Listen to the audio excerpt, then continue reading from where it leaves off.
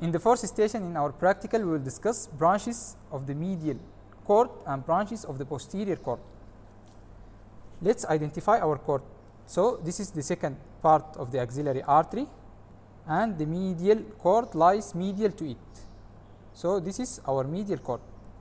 Our first branch is this one. This is called the medial root of the median nerve. So, this is the median nerve, and this is the medial root, is a branch from the medial cord. Next to it, this nerve that lies in the medial aspect of the arm is called the ulnar nerve. This is the ulnar nerve. The ulnar nerve and the medial root of the median nerve complete the M shape, as you can see here. Okay.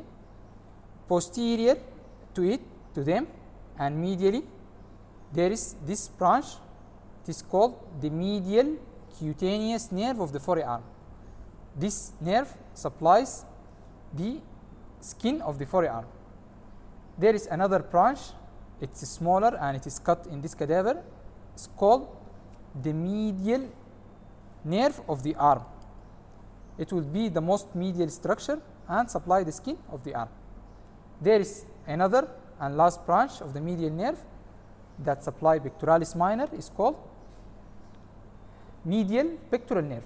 So, the branches of the median root, the medial cord, branches of the medial cord are medial root of the median nerve, the medial cutaneous nerve of the forearm, and the ulnar nerve, medial pectoral nerve, and medial cutaneous nerve of the arm. Now, let's see branches of the posterior cord. When we talk about the posterior cord, we have to retract all the structure and see our cord. So, this is the posterior cord. So, it is found posterior. It's found posterior to the second part of the axillary artery. Okay, it again has got 5 branches. Okay.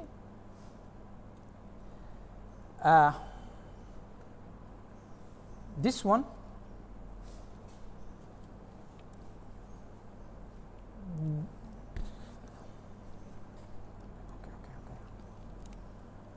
type. This branch that supply the dorsalis, the latissimus dorsi, is called the thoracodorsal nerve. If we follow it, we will see that it originates from the posterior cord. Immediately above the thoracodorsal, we find the upper subscapular, and immediately below it, we find the lower subscapular. This one is the lower subscapular, and it gives innervation for the subscapularis muscle and teres major muscle. So, now we have seen the thoracodorsal and the lower subscapular. Okay. To see the other 2 branches, this branch that goes into the quadrangular space is called the axillary nerve. The axillary nerve is composed of C5 to C7, and it goes into the quadrangular space with the posterior circumflex humeral artery. The last branch and the biggest, which is the continuation of the posterior cord, is the radial nerve. The radial nerve carries nerve roots from all the brachial plexus and goes into the triangular space with the profunda brachii vessel. So, this is the radial nerve. Okay. In order to put all the brachial plexus branches in a complete picture, let's see the branches and where we can find them and what structure that can be found passing with them. To understand me, this muscle is latissimus dorsi. The nerve that runs over the this muscle is serratus anterior. The nerve that passes over the serratus anterior is the long thoracic nerve. This is the long thoracic nerve, and the artery accompanying it is the lateral thoracic artery. Okay, this muscle is latissimus dorsi. The nerve of the latissimus dorsi is the thoracodorsal nerve, and the artery is the thoracodorsal artery. Okay, the nerve that pierces the coracobrachialis is musculocutaneous. The musculocutaneous, the medial nerve, and the ulnar nerve form the M shape. So, the ulnar nerve is a branch from the medial cord. The median nerve composed of a median root and a lateral root and a musculocutaneous. Okay. Posterior to the artery, we have got two main branches. This one is the axillary going to the quadrangular space, and the continuation is the radial nerve. Other branches, this one that goes medially, it is the medial cutaneous nerve of the forearm. Now, let's see again the axilla from another specimen to see the branches further. Again, let's identify contents of this specimen.